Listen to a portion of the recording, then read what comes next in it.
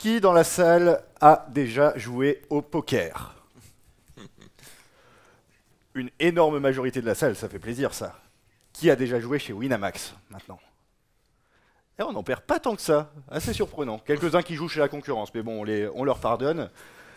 Et surtout, qui dans la salle rêverait de remporter la somme d'1 million d'euros sur une partie de poker? Il n'y a pas toutes les mains levées là, il y en a qui montent. Hein. Ce rêve, Winamax l'a réalisé pour 78 joueurs au cours des 11 dernières années.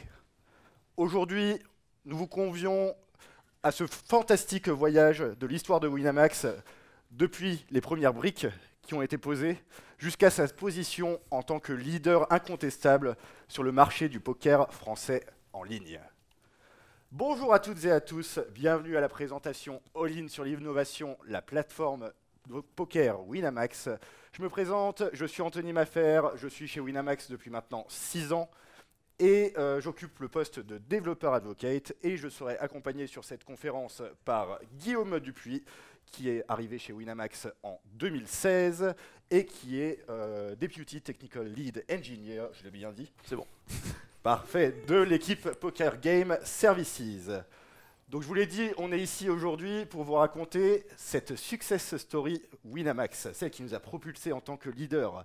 Et avant de vous raconter cette success story, on va commencer pour peut-être celles et ceux qui ne nous connaissent pas trop dans la salle, j'ai l'impression qu'il n'y en a pas trop. Qu'est-ce que c'est Winamax? Qui on est? Winamax, on est une entreprise de paris sportifs et de poker en ligne. On se lance sur le marché du poker français en ligne en 2010, avant de se lancer sur le marché, des paris sportifs en 2014. Les années suivantes, Winamax décide d'entreprendre un rêve européen. En effet, on va se lancer sur le marché espagnol en 2018 et sur le marché allemand en 2021. Et Winamax n'entend pas arrêter son rêve européen ici et on entend s'étendre sur d'autres pays dans les années qui vont venir. Pour vous donner un petit chiffre pour représenter Winamax, on compte 1 million de joueurs de poker et de parieurs chaque mois sur notre plateforme.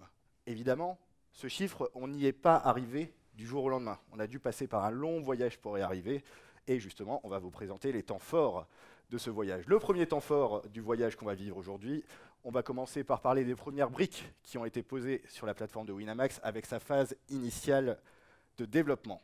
Dans un second temps, on va parler de la course à l'innovation et on va parler de cette course à l'innovation d'une manière technique, mais aussi d'une manière produit. Troisième temps fort, on va discuter des enjeux de la migration vers le cloud qu'on a effectué sur notre plateforme. Et enfin, pour terminer, on va aborder les nouveaux défis que veut se lancer Winamax pour un futur relativement proche, vous allez voir. Avant de parler du futur, on va repartir dans le passé, on va repartir avant le lancement de la plateforme. Première étape du voyage, on part sur la période 2008-2010 avec la phase de développement initiale. L'objectif que Winamax avait à ce moment-là était très simple, proposer une application de poker sur ordinateur et sur smartphone. Pour réaliser ceci, il fallait 3 ingrédients dans une très belle recette. Un client de jeu moderne, un back-end puissant et une infrastructure réseau robuste. Vous mélangez ces 3 éléments et vous obtenez la première version de Winamax. On va se plonger en détail dans chacune de ces parties et on va commencer par rentrer en détail sur la partie back-end et quels besoins on avait pour notre back-end de l'époque. C'était gérer des parties de poker en direct. Vous êtes pour la plupart joueurs et joueuses, quand vous jouez au poker, vous avez envie que tout soit réactif et le point en direct est extrêmement important et du coup on a besoin d'une plateforme performante et réactive. Nos équipes d'ingénieurs chez nous ont dû se poser la question de la technologie qu'on allait devoir choisir pour réaliser ce back-end. On aurait pu partir sur du Java, on aurait pu partir sur du .NET, on aurait pu partir sur bien d'autres technologies encore. Et les équipes ont jeté leur dévolu sur le C++. Et là, vous allez me demander, normalement, mais Anthony, pourquoi est-ce que vous avez choisi le C++? Je vous répondrai que c'est une technologie bas niveau et qui nous permet de faire du temps réel si vous voulez, nous, on peut se comparer pour le temps réel sur le monde du jeu vidéo. On n'est pas du tout sur du temps réel niveau faire voler un avion, juste, il faut se comparer au monde du jeu vidéo. Et la performance du C++ suffit amplement pour avoir ce niveau de temps réel. Du coup, on va voir les solutions qu'on a mises en place. Comment on a architecturé tout ça? On a des microservices en C++ qui communiquent avec un broker de messages AMQP. Les services communiquent également avec des API en JSON-RPC. Et les données persistantes sont stockées dans un MySQL. Mais évidemment, je ne vais pas vous laisser juste avec une petite énumération comme ça de technologies. On va rentrer un peu plus en détail dans l'architecture qui est proposée, et c'est Guillaume qui va s'en charger. Merci Anthony. Donc bonjour à tous, je suis Guillaume Dupuis et je travaille sur la plateforme poker du coup depuis 2016. Et je vais vous expliquer un peu à quoi ressemblait la plateforme à l'époque. Donc, comme vous l'a dit Anthony, nous sommes en 2008. 2008, il fallait faire un choix pour faire une plateforme.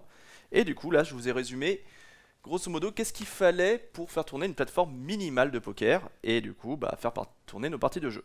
Donc, on a bien entendu un client de jeu. Client de jeu à l'époque, le protocole, on avait fait le choix du RAW-TCP. Encore une fois, on est en 2008, c'était plutôt répandu à l'époque. Et toute notre infrastructure et tous nos services étaient en data center. Donc, on les gérait nous-mêmes, on en avait plusieurs, et on faisait tourner tous nos services. Tout le trafic arrivait déjà sur une première brique qui nous était imposée, qui était légale. C'est la brique en fait, du capteur Argel, donc c'est l'autorité de régulation française. Cette brique-là est là pour capter tous les événements de jeu, que ce soit les parties de poker, par exemple les fins de main, les fins de tournoi, et les transactions d'argent, pour que l'autorité puisse en fait derrière nous contrôler. Ensuite, on a forcément besoin d'une gateway pour que tout le trafic puisse arriver dessus. Cette gateway, après, renvoyait tout le trafic à notre broker de messages. En fait, on en avait plusieurs. C'était OpenMQ pour les plus vieux d'entre vous. Et qui permet en fait de connecter tous les services de jeu de la plateforme. Donc les services en vert sont le service C++. Donc pour faire une partie de poker, qu'est-ce qu'il faut? Il faut un gestionnaire de table, un gestionnaire de tournoi, un gestionnaire d'argent et des listes pour pouvoir sélectionner ces tournois. Tous ces services-là, à un moment donné, on a envie qu'ils ont récupéré les données pour faire des contrôles dessus ou pour juste récupérer qui sont les gagnants et tout. Donc on exportait ces données-là vers des API qui derrière on avait par exemple du MySQL. Bien sûr, pour créer un tournoi, qu'est-ce qu'il faut? Il faut quand même pouvoir le dire, voilà, démarre à telle heure ou annule-le s'il y a des problèmes. Donc on avait aussi une petite brique qui faisait la passerelle entre du coup l'AMQ et nos back-office, du coup toujours en HTTP et JSON-RPC. Si on zoome un peu sur un serveur, donc on va prendre par exemple le moteur de jeu de table. En réalité, je vous ai dit, on est en 2008, il n'y a pas Docker. Donc en fait on est juste sur le serveur, donc c'était des Debian. Et ces moteurs de jeu du coup communiquent avec l'AMQ. Quelque chose qu'on avait déjà envisagé à l'époque, c'était qu'il fallait que ce soit asynchrone. Un moteur de jeu, il va potentiellement gérer 1000 tables. Si ces 1000 tables tournent en même temps, et que je dois exporter une fin de table, appeler une API HTTP, il y a des aléas. Potentiellement, on va prendre le pire cas, ça va être une seconde. Si chaque fin de main prend une seconde à être importée, sur mes 1000 tables, je vais retarder le jeu pour toutes les tables. Donc on avait fait le choix de se dire, ok, qu'est-ce qu'on a de contrôlable à cette époque? Le disque. Le disque a des latences beaucoup plus faibles et on est beaucoup plus sûr de ce que ça peut donner. Donc tous nos événements de jeu étaient écrits sur des fichiers sur disque. Et ensuite, des cron Unix venaient appeler des scripts. Ils batchaient en fait tous les fichiers et les envoyaient du coup sur nos API. Et là, en fait, tout l'import n'impactait pas du tout le jeu qui tournait en parallèle sur le service. Donc on a vraiment cette notion d'insynchronisme déjà à l'époque. Au niveau des backups, il faut bien se dire que les services, il faut qu'on puisse les release par exemple, ou alors on a juste des problèmes, ils vont devoir redémarrer, les jeux en cours on ne veut pas les perdre. Donc tous les backups étaient en fait sur disque. Donc on les écrivait du coup régulièrement sur disque et en cas de redémarrer les services, en fait on reloadait les données. Et du coup ça rendait en fait nos services stateful à l'époque. C'était lié à une machine pour un service. C'est bien beau d'avoir tout ça, mais en fait il nous faut aussi une infrastructure. Et l'infrastructure qu'on a décidé de monter au début, on va vous donner encore une fois cette idée de recette pour à peu près faire tourner Winamax dans votre salon. Bon, il faudra un gros salon quand même. 2 data centers, une boucle en fibre noire entre les data centers justement et nos bureaux, 3 routeurs core, une 50aine de switches, une 300aine de serveurs physiques, 4 liens de transit et un système anti-DDoS ultra performant qui, vous allez voir dans la suite de la conférence, a décidé de nous jouer des tours à certains moments. On a notre back-end, on a notre infra. Qu'est-ce qui nous manque dans la troisième partie de la recette? Il nous manque le client de jeu. Les besoins qu'on avait pour notre client de jeu, c'était un client desktop et web, on va considérer cette entité comme une seule à partir de maintenant, une application Android et une application iOS. On s'est encore retrouvé une fois face au choix de la techno qu'on devait faire. Et qu'est-ce qu'on a décidé de choisir? On va se remettre dans le contexte. Pour un petit rappel, on est en 2008. On est parti pour les parties client desktop et web sur Adobe Air. Je rappelle qu'on est en 2008 parce que Adobe Air est une technologie qui est sortie, qui permettait de faire du web, au miracle, en 2008. C'était la technologie que tout le monde voulait utiliser, on y croyait, donc on a décidé de partir là-dessus pour notre client desktop. On a fait de même pour l'application Android, même si ça représentait deux bases de code complètement distinctes. Et pour celles et ceux dans la salle qui connaissent un peu l'écosystème Apple, Apple, ils sont très technologie propriétaire. Ils n'aiment pas trop qu'on sorte des sentiers battus avec eux. Donc pour l'application iOS, on a dû utiliser de l'Objective-C. Et là, nos équipes de commerciaux sont allées pour nous rechercher dans les archives de Winamax des images du premier client de jeu qu'on avait release, donc il y a quelques années de ça maintenant. Et on a retrouvé ces images, et voici à quoi ça ressemble. En haut de l'écran, vous voyez notre premier client desktop, et en bas de l'écran, vous voyez nos premiers clients mobiles. Je pense qu'on est tous d'accord pour se dire que la phrase « c'était mieux avant », elle n'est pas forcément applicable ici, et qu'on n'a pas trop envie de revoir ça sur une application en 2024. Mais on va voir, évidemment, c'est plus comme ça maintenant en 2024, on le verra ça plus tard. Qu'est-ce que ça implique, ces choix de technologie? Ça implique qu'on a trois bases de code distinctes, une pour le desktop, une pour Android et une pour iOS. Donc ça implique aussi qu'on a trois équipes qui doivent travailler dessus. Et on était en 2010, on était en train de se construire, on n'était pas nombreux chez Winamax. Donc trois équipes, ça a un coût. Et en plus, chaque fonctionnalité, du coup, en toute logique, doit être développée 3 fois. Ça, c'est l'état actuel des choses. On verra, ça a beaucoup évolué jusqu'à maintenant. On récapitule. On a un client de jeu moderne, on a un back-end performant, et on a une infrastructure robuste. On a donc pu lancer la plateforme de poker, et c'est arrivé le 1er juillet 2010. Winamax a lancé sa première plateforme de poker sur le marché français. Les équipes étaient très fières, elles ont travaillé d'arrache-pied, et les joueurs ont répondu présent. Les joueurs ont commencé à arriver en force sur la plateforme. Et les joueurs ont commencé à arriver en force sur la plateforme, justement. Parce qu'on a eu 3 mois difficiles après notre lancement. On a eu des problèmes d'instabilité pendant ces 3 mois.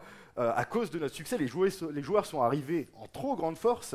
Et on a décelé des bugs dans les services que Guillaume vous a présentés tout à l'heure, qui impliquaient qu'il y avait un couplage très fort entre ces services qui n'étaient pas du tout supposés être là. Donc, qu'est-ce qui s'est passé pendant ces 3 mois? On passe très rapidement dessus. Déjà, il a fallu l'infra que je vous ai présenté, la recette de cuisine, pas du tout suffisante. On a dû racheter beaucoup de matos pour pallier à ces problèmes de charge. Et on a passé beaucoup de temps à débugger et à découpler du coup les services qui avaient ce couplage trop fort. Au bout de ces 3 mois de quasiment pas de sommeil pour nos équipes, on a pu reprendre un cheminement un peu plus tranquille, et on va passer à la deuxième partie de notre voyage, la course à l'innovation entre 2010 et 2017. Je vous l'ai dit, cette course à l'innovation, on va en parler tant sur un point technique que sur un point produit. Et je vais commencer, pour que vous puissiez comprendre un peu le contexte, par le point de vue produit. À cette époque-là, Winamax avait envie de se démarquer en lançant des nouveaux modes de jeu sur notre plateforme de poker, des modes qui n'existaient pas forcément chez la concurrence ou même dans d'autres pays. On peut citer par exemple, pour celles et ceux qui jouent depuis longtemps chez nous, le Go Fast, l'Expresso, Guns & Glory ou Eleven. Ces noms disent peut-être quelque chose à certains d'entre vous dans la salle. Et tous ces formats ont eu un succès plutôt retentissant. Ils existent encore quasiment tous aujourd'hui, peut-être sous un autre nom. Mais je vais devoir en aborder un de ces formats, parce que c'est un format qui a changé l'avenir de Winamax. Je pense qu'on peut même dire que c'est un format qui a changé l'avenir du poker français. Et on peut même encore pousser le truc un peu plus loin. C'est un format qui a changé l'avenir du poker dans le monde. Peut-être que vous le savez déjà, on va parler un tout petit peu de l'Expresso, format qu'on a sorti en 2013. Et pareil, pour restituer le contexte, je vais vous expliquer un tout petit peu comment il fonctionne. L'Expresso, c'est un format qui se joue à 3 joueurs. Chaque joueur paye un prix d'entrée identique. On va prendre dans notre exemple 10 €. Et c'est un format de poker ultra rapide. Chaque joueur reçoit le même nombre de jetons. Le but du jeu, il est très simple. À la fin de la partie, il faut qu'il y ait un joueur qui ait l'ensemble des jetons, et c'est lui qui sera désigné vainqueur. Mais qu'est-ce qui fait tout le sel de ce format? C'est que le gain de la partie est déterminé aléatoirement en début de partie. C'est l'animation que vous avez vue en début de conférence avec le million qui est apparu. Sur une partie à 10 € de prix d'entrée, comme je vous ai pris en exemple, le gain peut aller de 20 €, le double de la mise initiale, jusqu'à, pour les plus chanceux, 1 million d'euros. Et ce format, il a eu un succès retentissant dès le début, puisque sur la première année, on a eu par jour, en moyenne, 68 000 expressos lancés. Et donc ça, pour nous, ça a représenté une montée en charge relativement colossale sur la plateforme. Et donc il a fallu trouver des solutions à cette montée en charge. On a encore dû un peu réfléchir. Et qui de mieux que Guillaume pour nous expliquer quelle solution a été retenue? Donc, nous sommes entre 2013 et 2016, l'Expresso cartonne et le volume ne fait que monter. On a un objectif, c'est proposer de l'innovation, donc de proposer de nouvelles fonctionnalités autour. L'innovation, ça passe par quoi? Ça passe avant tout aussi par l'exploitation de nos données. C'est-à-dire utiliser beaucoup plus nos fins de main, donc nos fins de tournoi, ce que je vous expliquais tout à l'heure, mais potentiellement aussi nos débuts de main, quand est-ce qu'un joueur a une paire d'as et tout, et comme ça on peut mettre en place beaucoup plus d'opérations ou de fonctionnalités. Le problème, c'est que l'architecture 2010, elle était plus trop adaptée à ça. Donc si on se remet un peu dessus, qu'est-ce qu'on a comme problème ici?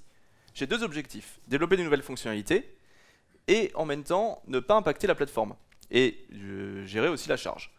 Le problème là, c'est que si je veux exploiter mes données, par exemple produites par mon gestionnaire de table, soit je modifie mon gestionnaire de table pour, souvenez-vous, écrire dans des nouveaux fichiers et du coup pouvoir les importer différemment, soit je modifie mes scripts en import, soit je modifie mes API pour qu'elles fassent plus de choses. Dans tous les cas, je suis obligé de modifier ma production, donc ça peut avoir un impact, et je ne peux pas mettre plusieurs développeurs ni plusieurs équipes dessus. Donc il a fallu réfléchir à comment on va adapter tout ça pour suivre nos ambitions. Je suis arrivé en 2016, et au même moment, qu'est-ce qui est apparu? Kafka. Est-ce que des gens connaissent Kafka dans la salle? Ah oui, pas mal de monde déjà. Donc, pour ceux qui ne connaissent pas, je vais vite faire résumer. Kafka est sorti en 2011 et a été fait par LinkedIn, et du coup transféré à la fondation Apache ensuite. Et c'est un broker de messages distribué. Il a trois caractéristiques qui nous intéressaient pas mal à l'époque. C'est sa performance, son volume de données qui peut ingurgiter est énorme, ainsi que sa faible latence. Sa disponibilité n'a rien à voir avec ce qu'on avait avant, à savoir que là, on peut répartir sur plusieurs brokers et du coup gérer là différents types de pannes. Et quelque chose du coup qu'on n'avait pas anticipé au début, mais qu'on s'est dit tiens, ça peut être une bonne idée, c'était sa forte persistance. Je vais donner 2-3 mots-clés pour ceux qui ne connaissent pas Kafka, comme ça on va pouvoir les réutiliser après derrière. Donc Kafka, qu'est-ce que c'est? Tout simplement un ensemble de brokers de messages qui vont exposer ce qu'on appelle des topics. On va pouvoir envoyer des données dans des topics. On a deux types de services qui peuvent communiquer avec eux, des producteurs et des consommateurs. Les producteurs, qu'est-ce qu'ils font? Ils vont envoyer par exemple une main. Une main, ils vont vouloir l'envoyer sur les brokers. Les brokers, du coup, vont les stocker. On va dans un topic. Le topic, on va l'appeler main.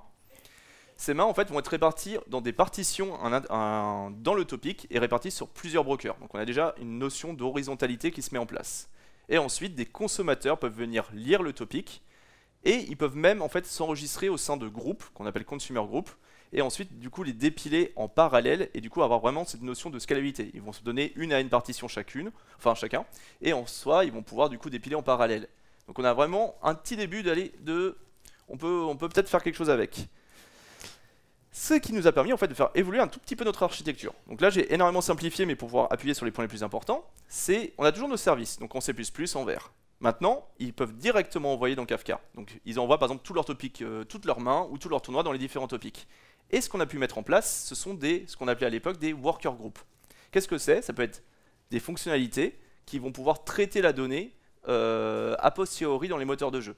Ce qui était intéressant, c'est que là, chaque broker group peut être potentiellement une équipe différente. Et le fait qu'ils exploitent la donnée et qu'on les release n'impacte plus les moteurs de jeu. J'ai plus besoin de les modifier, toutes les données sont déjà envoyées dans Kafka, et normalement elles sont complètes. Et au pire, je rajoute juste des données. Sur les moteurs de jeu, ça a aussi changé pas mal de choses, typiquement sur les serveurs. On est toujours sur des serveurs, on a toujours nos moteurs en C++ et en AMQ. Par contre, plus besoin de fichiers ou de cron. En fait, on peut tout envoyer directement dans le topic Kafka tout en restant asynchrone. Et en plus, les brokers maintenant nous permettent en fait d'avoir la confirmation, donc un acquittement, que c'est bien arrivé chez eux. Donc vraiment, on délègue totalement la responsabilité de dire que la main est partie, que le tournoi est bien enregistré. On a toujours les backups sur disque, mais j'y reviendrai un peu plus tard dessus. De l'autre côté du topic, c'est là qu'en fait il y a eu le gros changement. Donc on a toujours notre topic qui arrive, et là on va avoir nos consommateurs. Nos consommateurs, en fait, ça va être des workers. Les workers, on peut en mettre plusieurs. On va les mettre sous un même consumer group, et ils vont se répartir en fait la charge de travail, donc de dépiler de tous les événements. Et ensuite, ils peuvent du coup appeler des API, les agréger, les traiter. Dans tous les cas, tous les traitements qu'ils font sont décorrélés totalement du jeu. Donc la partie peut se faire, et nous on peut faire beaucoup plus de traitements et de calculs. Et ensuite, on peut toujours les exposer dans nos API, du coup, et dans nos MySQL. Donc, nous sommes fin 2016, on a une très belle archi et tout, mais en même temps, il y a un petit mot-clé qui est apparu. Je pense que beaucoup d'entre vous l'utilisent aujourd'hui, c'est le cloud. Qu'est-ce qu'on avait comme problème à l'époque? Déjà, les serveurs, en fait, ça peut péter. On avait encore des problèmes de disque dur, de RAM, il fallait en fait les mettre en place. On a des problèmes du coup de scalabilité, de disponibilité. Pourquoi? Parce que si je veux mettre une trentaine de workers, si j'ai pas les machines, il faut les commander, les installer. Notre vulnérabilité DDoS, en réalité, on s'est vite rendu compte que ça ne marchait plus trop pour les années à venir. On va juste en parler après. Et enfin, notre équipe infrastructure était sous l'eau parce qu'il fallait du coup toujours racheter des serveurs, toujours en mettre en place, et en fait, ils n'arrivaient plus du tout à répondre aux besoins des équipes. C'est pour ça qu'on passe à la troisième partie de notre aventure. En 2017, il fut décidé de dire, allez, on va tout passer sur le cloud et on va faire une belle migration. En réalité, il y avait deux besoins à ce moment-là. Un besoin technique, on va en parler, et un besoin business. Parce qu'à la même période, en fait, l'Europe commençait à se dire, ah, le marché régulé, c'est quand même assez intéressant si on mettait tout en commun. Et en effet, l'Espagne a ouvert le poker en ligne du coup, et on l'a suivi en 2018. Et l'Allemagne, par exemple, a ouvert, comme l'a dit Anthony, en 2021 sur les paris en ligne. Il y a beaucoup d'entre vous, en fait, potentiellement ne se rendent pas forcément compte de ce qu'il y a derrière. Mais en fait, Winamax n'agit que dans des marchés dits régulés. C'est-à-dire qu'en fait, où la loi a fixé le cadre pour les jeux en ligne. Donc ça veut dire que chaque pays a mis en place des autorités qui vont venir contrôler en fait tout ce qu'on fait. Ça peut prendre deux formes. C'est soit ils vont analyser tous nos données de jeu en temps réel. Rappelez-vous du capteur Argel qui était déjà là en 2010, imposé par la France. Du coup, ça génère un énorme volume de données, en fait, à leur envoyer régulièrement. Et en plus, on se fait régulièrement auditer le code, du coup, pour chaque pays, pour vérifier que on ne met pas de faille, que le tirage est bien fait, et que l'infrastructure en fait suit les recommandations mises en place par le pays. Le problème, c'est que tous les pays font ça différemment. Donc, dès que j'en mets un en place, un deuxième, un troisième, ça prend de plus en plus de temps, et en plus, ça augmente notre volume. Donc ça, c'est pour la contrainte business. Et en même temps, problème technique, j'ai toujours mes data centers, mes machines du coup qui peuvent avoir des problèmes. Je ne peux pas scaler horizontalement, donc du coup, on veut régler ce problème-là avec le cloud. Et on s'est dit, bon, c'est parti, on a le temps, on peut migrer tranquillement. On a pris peut-être un peu trop notre temps. Et ouais, on en a parlé depuis le début du système anti-DDoS qu'on trouvait ultra performant, on l'a déjà martelé plusieurs fois dans cette présentation. 31 octobre 2019, un joli DDoS des enfers qu'on se prend, imaginez-vous, un matin, vous vous réveillez, vous êtes dans la tête d'un des patrons de Winamax, et vous recevez ce joli petit mail. Je ne vais pas vous le lire dans un anglais plus que douteux, vous voyez le nombre de fausses qu'il y a par mot, mais globalement il nous dit donnez-moi des bitcoins ou sinon pendant une série de jours je vais faire des attaques et chaque jour elles seront de plus en plus puissantes. It's your choice, enjoy. Bon, on reçoit ça, qu'est-ce qu'on fait? Évidemment on essaye de se préparer au cas où le mec ne bluffe pas forcément. Et effectivement, pour le coup, ce mec, il bluffait pas. On a reçu quelques jours plus tard un autre mail, ce coup-ci, de nos transitaires, qui nous ont dit des attaques sont en cours vers une bonne partie, si ce n'est la totalité, des sites de paris en ligne. Au moins, on n'est pas les seuls à avoir pris cher. Nous avons eu des pics à plus de 700 gigaoctets par seconde de notre côté. Je pense qu'on peut dire qu'on est dans une situation de crise à ce moment-là. On est dans une situation de crise, parce que les transitaires, ils nous ont coupé carrément les accès à Internet. Tellement le DDoS était gros, ils nous ont coupé les accès à Internet. Donc nous, de notre côté, on devait adapter l'infrastructure pour contrer à la fois les attaques volumétriques et les attaques applicatives. Et comme l'a dit Guillaume tout à l'heure, notre migration cloud, elle était encore très très jeune, elle était assez balbutiement. Donc on avait encore énormément de choses en data center. Donc là, rebolote, comme au lancement, quelques temps compliqués, et nos équipes techniques ont pris 2 semaines. Pareil, quasiment le sommeil n'existait pas à cette période. J'en vois quelques-uns sourire dans la salle d'ailleurs. Pour faire la migration des protections anti-DDoS vers AWS. Comment on l'a fait cette migration, Guillaume? Alors déjà en dormant pas, Oui. week-end inclus. Donc en effet, on a passé 2 semaines. Là, il faut imaginer que le site ne tournait absolument pas, que ce soit Paris Sportif au Poker. Et bah du coup, il faut trouver une solution. Donc retour sur nos belles nuits de travail. Et là, on se prend une grosse attaque. Clairement, il faut faire appel à plus gros que nous. Donc notre partenaire cloud à l'époque, c'était AWS. Bah, on a fait appel à AWS et à tous les services qui nous permettaient en fait de se protéger. Donc là, qu'est-ce qu'on a fait? On a tout simplement migré directement sur les services AWS. On a le client de jeu. Bon, déjà, on a changé le protocole. WebSocket, c'est quand même plus simple à filtrer que du raw TCP. Et ensuite, on a exposé notre endpoint. Donc, je pense que la plupart connaissent donc CloudFront, qui est leur service qui permet justement d'exposer notre trafic au monde. Et en fait, on peut y attacher pas mal de services de sécurité dessus. Typiquement, le Shield et le WAF, qui permettent à AWS en fait, de faire des filtrages de niveau 4 et de niveau 7 pour ceux qui veulent revenir sur le modèle OSI. Et du coup, d'avoir un beau trafic tout filtré, tout beau, qui absorbe du coup toute la vilaine attaque qu'on était en train de se prendre. Ensuite, bien sûr, on a migré du coup sur des nouvelles gateways, des nouveaux load balancers plutôt. Donc on utilise des ALB AWS. Et enfin, on avait encore 2-3 problèmes sur des attaques de niveau 7. Donc on s'est fait un petit shield custom lié avec un Redis pour whitelister des opérations. Et enfin, ça arrivait sur notre capteur ANJ, du coup sur AWS. Grâce à ça, bah, on a réglé notre problème de DDoS. On était content. Bah, on reprend notre petite migration progressive. Ça y est, on est protégé. 2020. Et là, on va vous rappeler un mauvais souvenir à toutes et tous, je pense. 2020, année du Covid. Notre petit bout de chemin tranquille n'aura pas duré longtemps après les DDoS. On se fait confiner en mars 2020 à cause de la crise du coronavirus. Et vous le savez, ça a eu un effet très néfaste sur beaucoup de commerces, peu importe le type de commerce, pendant toute une période, c'était assez catastrophique. On va voir l'effet que ça a eu sur Winamax, ça peut surprendre. Sur ce graphe, vous allez voir apparaître le nombre de mains qui sont jouées quotidiennement sur la plateforme. Le graphe commence à gauche le 1er janvier 2020, donc quelques semaines avant le début du confinement, et se termine le 18 mai 2020, donc 2 mois après le début du confinement. Vous aurez compris, le confinement il sera à peu près au milieu du graphe, et je vais attirer votre attention sur ce qui va se passer sur le milieu du graphe.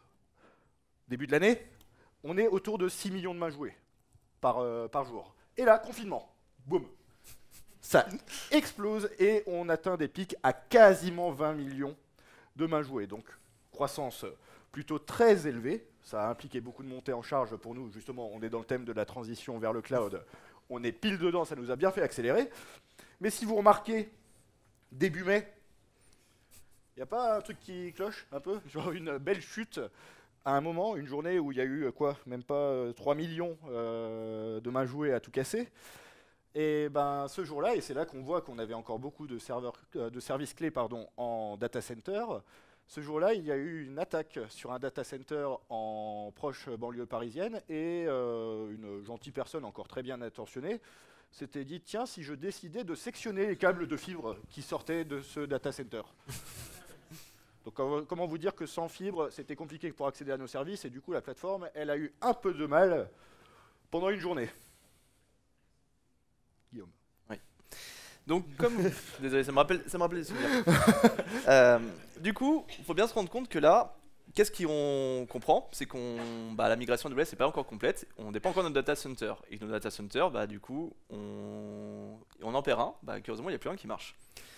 Donc là, on se dit, bon, on n'a pas été très bon. Je pense que la plupart des sysadmins ici savent, gérer des clusters MySQL, gérer des clusters Kafka soi-même, c'est très complexe. Et en réalité, en fait, ça prend trop de temps. Et qu'AWS, en fait, c'est bien. Ils ont des équipes dédiées à ça, qui participent au produit et qui font tout pour toi, il n'y a plus rien à gérer. Donc là, on s'est dit, bon, all-in sur AWS, on va partir sur tous les services managés qu'ils utilisent. Et comme ça, au moins, on se retire toute cette peine. Donc là, directement au début du confinement, on se dit, on accélère, on va essayer de migrer du coup toutes ces stacks-là sur AWS. Le but, c'est d'avoir une scalabilité renforcée, parce que vous avez bien vu le pic de charge, il fallait qu'on ait des machines. Clairement, on n'avait pas ce qu'il fallait en data center à ce moment-là. Donc, mais AWS, eux, heureusement, avaient déjà tout. Et surtout, on voulait de la disponibilité. C'est pas possible de perdre un data center, on en a deux, plus AWS, et ça fait quand même tomber toute la plateforme. Donc là, on a lancé ça. Forcément, ça a impacté un petit peu l'architecture. On va regarder un peu ce qui s'est passé. Bah, je vous mentais pas, on a fait all-in. Donc, on a toujours nos moteurs de jeu avec l'OpenMQ, pour d'autres raisons, mais il fait encore très bien le taf.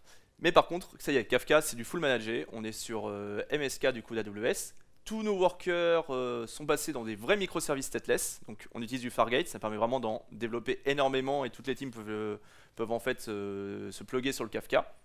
Et en fait, quelque chose qu'on n'avait pas forcément vu tout de suite et j'en parlerai, mais c'est assez important, c'est que du coup, nos API, bah, elles ont accès à beaucoup plus de services. On avait MySQL qu'on a remplacé par du RDS, mais maintenant, bah, on a des bases de Dynamo pour faire du NoSQL. On a du S3 pour stocker nos fichiers plus long terme. Donc en fait, on s'est ouvert déjà un périmètre beaucoup plus large pour nos traitements et nos fonctionnalités. Si on zoome sur le serveur, bah pareil, on est du coup en 2020-2022. Bah, on va quand même faire du Docker au bout d'un moment. Et du coup, on a accès à des ECS qui nous permet enfin de faire tourner nos services, mais du coup, nos moteurs de jeu dans des Docker. On a aussi, du coup, vu que nos serveurs en fait peuvent démarrer et n'importe où sur plusieurs régions et tout, il faut bien que nos backups en fait on puisse les récupérer. Donc là, ce qu'on a fait, c'est qu'on les a externalisés dans un data store. Donc par exemple, on a fait le choix par exemple de Redis avec Elasticcache. Pareil, si on a encore des traitements à faire sur fichier, AWS propose pas mal de disques assez intéressants. EBS par exemple, qui reste en local mais qui permet d'être remonté sur des EC2 si besoin, et EFS qui permet de partager du coup un file system entre plusieurs machines. Et on a toujours notre flux Kafka du coup qui part, mais du coup sur le MSK. Si on résume un peu cette période-là, donc là on arrive 2023-2024, bah, la vulnérabilité au DDoS s'est totalement effacée. On n'a pas eu une nouvelle attaque en tout cas où AWS n'a pas montré les gros muscles derrière. Pour l'instant. Pour l'instant. On a tout migré sur les services managés. Notre équipe infra a pu enfin un peu plus dormir et surtout nous on a pu du coup utiliser tous ces nouveaux services. Le point le plus important je pense qu'il faut noter c'est vraiment on a eu accès à des services qu'on n'avait pas avant, qui étaient trop complexes à mettre en data center et du coup ça nous a permis de trouver des nouveaux use cases et des nouveaux on va dire formats d'architecture qu'on ne pouvait pas faire de toute façon si on était encore en data center et ça c'est pour l'innovation c'est hyper important pour nous. Et enfin, les mises en production ont été simplifiées. On a pu utiliser des CI/CD, on peut utiliser différentes topologies de déploiement, et maintenant on peut vraiment release régulièrement et sans forcément casser toute la production. Et en fait, je parle beaucoup de back-end, mais bon, le reste de la boîte a quand même continué à travailler. Ouais, les clients de jeu, on les a pas abordés depuis ce que je vous ai montré en début de présentation en 2010. Évidemment, ça a un peu bougé, et ça a même beaucoup bougé. Il y a une volonté chez Winamax qui est d'harmoniser les technologies entre les équipes. Donc l'idée, ce serait d'avoir une seule base de code pour plusieurs écosystèmes. Donc quand je parle d'écosystème, là en l'occurrence, rappelez-vous, je disais il y a une base de code pour notre application desktop en Adobe Air, il y a une base de code pour notre application Android en Adobe Air, et il y a une base de code supplémentaire pour notre client iOS en Objective-C. Objectif, se débarrasser de ça, et en prime, embellir un peu l'application, parce que ça commence à faire un peu dater les visuels que vous avez vus tout à l'heure. Il fallait encore une fois se poser le choix de la techno qu'on allait choisir, et ayant déjà pas mal de fois cette technologie dans notre entreprise, dans d'autres équipes, nous avons décidé de nous orienter sur du JavaScript avec React et Electron. Et je vais vous refaire un peu la chronologie de ces évolutions justement de notre client de jeu. On a nos trois clients, nos trois bases de code complètement séparées et indépendantes, et on a commencé par réécrire le client Android intégralement en JS. On l'a réécrit, on l'a sorti, les joueurs ont commencé à l'utiliser, et là, tout se passait bien. On s'est dit, ok, c'est super, mais on a toujours le problème de nos trois bases de code. Sauf que celle d'Android, au lieu d'être en Adobe Air, là, elle est juste passée en JS. Deuxième étape, vu que ça avait bien marché, on continue, et on réécrit notre client iOS en JS ce coup-ci. On commence à se rapprocher un peu de l'objectif d'unification et d'uniformisation de notre base de code, puisque maintenant on pourrait séparer nos bases de code en client mobile d'un côté et client desktop de l'autre. Et en parallèle de tout ça, justement, il y a eu la réécriture de ce client desktop également, en JS.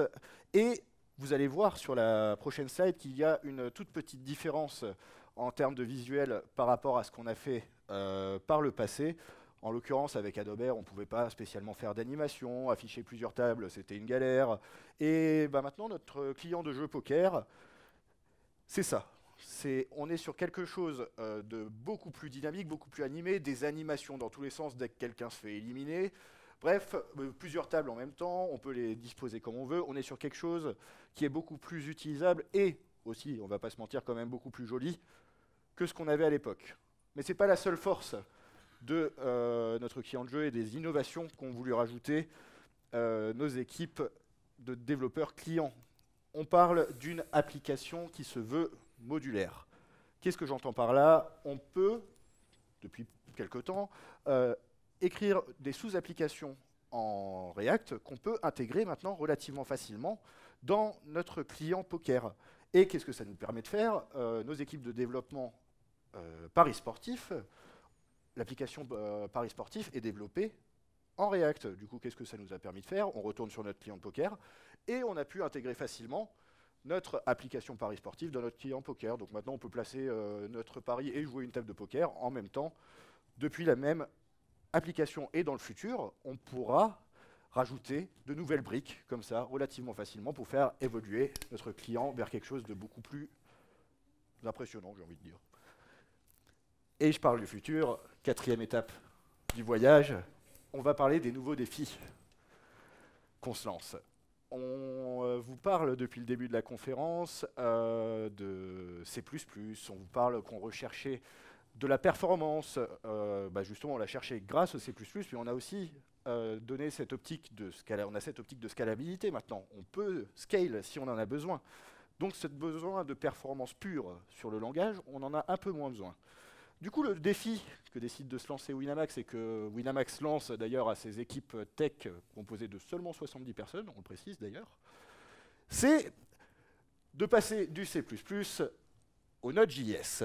Joli défi, mais maintenant qu'on a cette capacité de scale comme on veut, ce sera un défi qu'on estime réalisable dans un futur proche et toujours dans un objectif d'harmonisation des technologies dans toute la boîte. Le back-end de la partie Paris Sportif est toujours, est déjà en Node.js de base, donc on harmonise des technologies au sein de toutes nos équipes et ça donne une certaine flexibilité à nos développeurs. Quelqu'un qui, par exemple, travaille actuellement en tant qu'ingénieur études et développement sur la partie Paris Sportif, pourra changer beaucoup plus facilement et s'orienter vers du back-end poker, par exemple, s'il souhaite changer d'univers.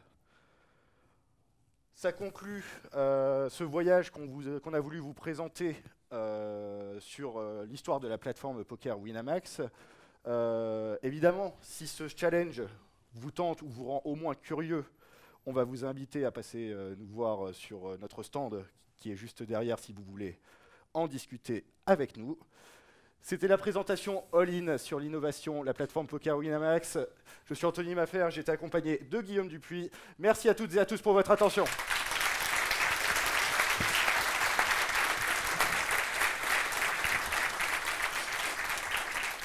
Et évidemment, si vous avez des questions, on a encore 6 minutes pour y répondre.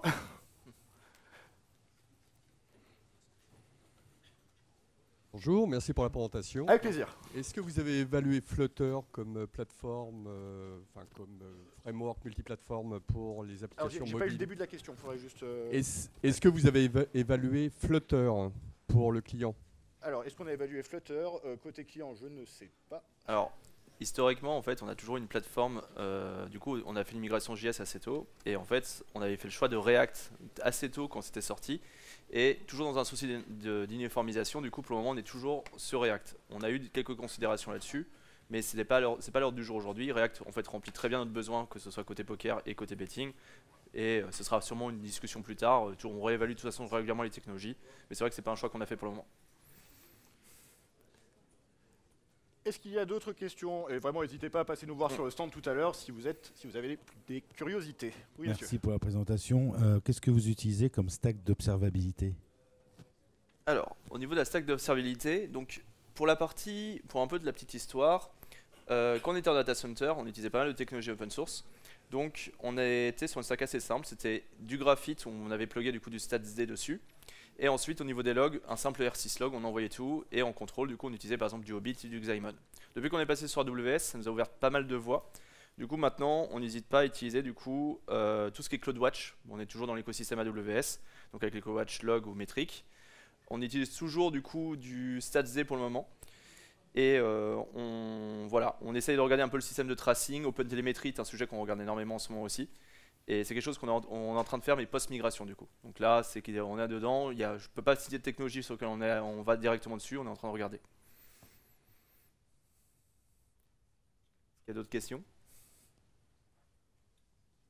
J'ai une question concernant la scalabilité de la base de données, parce que j'imagine qu'avec l'historique et tout ça, comment est-ce que vous gérez le fait que la base de données grandisse comme ça?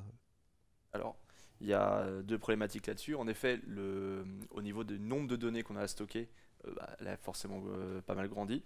Donc pour cela, en fait, en réalité, la base de données, on essaye toujours de faire dès le début, on a fait des bonnes pratiques. On a par exemple fait des shards, on a pu répartir en fait du coup directement les données. Et ça, on l'a fait très très tôt. C'est-à-dire que vraiment nos tables étaient designées pour ça. Et après, on a toujours essayé de dispatcher. On n'essaie pas de tout mettre dans une seule base de données. On a vraiment essayé de dispatcher. Donc, en fait, la montée en volume de données n'a pas été si importante.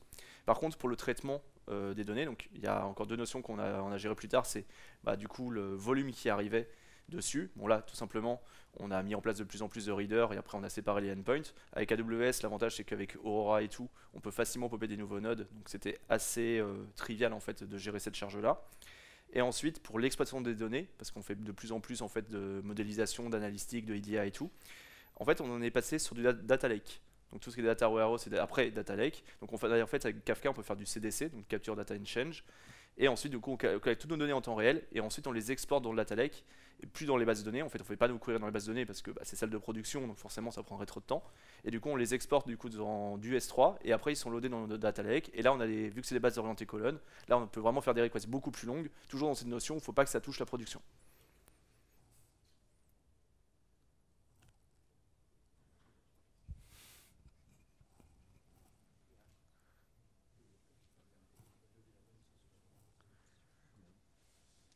Bonjour, merci pour la présentation. Je me posais une question sur votre équipe infra. J'imagine que vous êtes passé sur quelque chose qui était... Vous deviez avoir une grosse équipe infra pour gérer tout votre système en interne. La migration vers full AWS, est-ce que ça a fait évoluer votre équipe c'est principalement ça ma question. Alors, en termes d'évolution d'équipe, oui, il faut bien comprendre que gérer une infrastructure data center, c'est pas exactement la même chose que gérer du coup sur AWS. Donc, si vous voulez un peu la listing des technologies, pendant très longtemps, en fait, on a utilisé pour le data center du Puppet, qui permettait en fait de configurer nos serveurs facilement.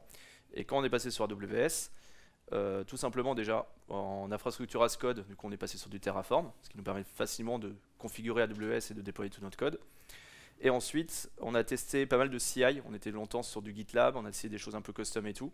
Aujourd'hui, on a enfin fini une migration sur quelque chose qu'on trouve assez stable, qui est du GitHub Action pour la partie CI. Vraiment, ça permet aux développeurs de faire un peu ce qu'ils veulent. Et pour la partie déploiement, on est passé sur CloudFormation, qui nous permet en fait de définir simplement en fait tous nos templates de déploiement par service, et chaque développeur peut le faire, et en même temps l'équipe d'infrastructure ou de sécurité peut review, et on déploie là-dessus. Donc en fait ça a changé légèrement en fait notre infrastructure, mais c'était en évolution naturelle. On est passé de fichiers de description Puppet à en fait des fichiers Terraform, et surtout à de la mise en conformité et de vérification sur tout ce qui était déploiement CloudFormation.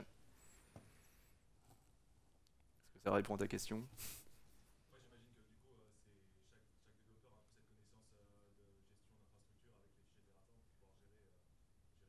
C'est ça. En fait, pas forcément nous. On a vraiment, pour le moment, on a fait le parti pris de dire que l'infrastructure prend les problèmes des développeurs et va mettre en place le socle Terraform qu'il a besoin. Après, le développeur, lui, il est libre de faire ce qu'il veut parce qu'il a accès quand même au CloudFormation, donc il peut démarrer sa table Dynamo et tout. Mais du coup, avec un certain degré de flexibilité, on essaie toujours de. Certains ont besoin des choses clés en main. Il y a certains, ils n'ont pas envie de savoir comment ils déploient, ils veulent juste déployer simplement, d'où tout l'écosystème Fargate. D'autres ont envie des choses beaucoup plus complexes, et là, les sysadmins peuvent bouger le curseur et dire « Ah bah là, je te donne accès, fais directement tes merge requests dans Terraform, moi je t'explique comment faire. » Et ils mettent un cadre, c'est un peu comme une sandbox, et là, on peut faire des choses un peu plus évoluées. Il faut vraiment en fait, avoir ce curseur avec les développeurs, parce qu'ils n'ont pas tous le même besoin, et pas tous le même rythme de développement, par exemple. Oui, bonjour, merci pour la presse. J'avais une petite question qui n'est pas du tout orientée tech, c'est plus la curiosité. Je voulais savoir si vous aviez le droit de jouer sur vos plateformes. Alors, Pas du tout. pas du tout. Donc, quand on arrive à Winamax, on a deux choses. Déjà, le casier judiciaire est analysé, parce que du coup, il ne faut pas qu'on ait truandé du coup sur de l'argent. Et ensuite, en tant que développeur, forcément, on n'a pas le droit de jouer sur notre plateforme, parce que on a accès à des informations sensibles de base, et c'est un point d'honneur de la part des autorités. C'est normal qu'on ne puisse pas jouer sur la plateforme. Bon, beaucoup de collègues du coup se privent pas d'aller chercher de coup chez nos concurrents récupérer l'argent. Et faire Mais un peu de voilà. veille technologique, pourquoi pas? Oui, un Faire peu de veille, veille tout technologique simplement. aussi. Voilà, on va dire que c'est de la veille.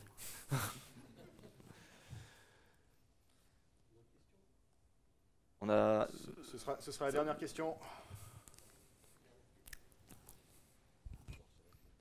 Merci beaucoup pour la présentation. On voit que l'innovation elle a été poussée aussi par des contraintes extérieures. Est-ce que finalement, quel aurait été le temps en dehors de ces contraintes-là, par rapport au temps que vous avez gagné finalement? Alors, c'est difficile à estimer parce qu'en fait, Oui. c'était des contraintes qui nous ont forcé à accélérer forcément. Mais d'un autre côté, c'est des contraintes qui nous ont fait perdre du temps aussi sur potentiellement de la roadmap qu'on s'était fixée de fonctionnalités. Parce que la migration AWS prend forcément du temps d'un point de vue technique et infrastructure, qui fait qu'on a certaines de fonctionnalités. On a plus ou moins, on n'a jamais mis en pause totalement, mais on avait réduit le volume. On a réaugmenté du coup depuis. Donc c'est difficile à dire, ça nous a accéléré, mais en fait ça nous a fait prendre plutôt de la maturité en fait sur les technologies. Donc en fait je pense que notre infrastructure est beaucoup plus solide que ce qu'on avait fait juste sans précipitation. Mais en termes de fonctionnalité, je pense que ça nous aurait juste ralenti, mais pas tant que ça. En fait, on aurait juste sorti peut-être beaucoup plus de fonctionnalités. Elles seraient juste peut-être designées différemment et on aurait peut-être rencontré ces problèmes d'infrastructure plus loin, enfin plus récemment. Donc ça en fait nous a fait mûrir. Je pense que on va pas parler de temporalité, je pense que ça nous a juste permis de prendre de l'expérience beaucoup plus rapidement. Et c'est des choses qu'on est confronté assez rapidement de toute façon quand on commence à avoir une infrastructure qui est suffisamment large. Si vous avez d'autres questions, on vous invite à passer sur notre stand. Merci à toutes et à tous.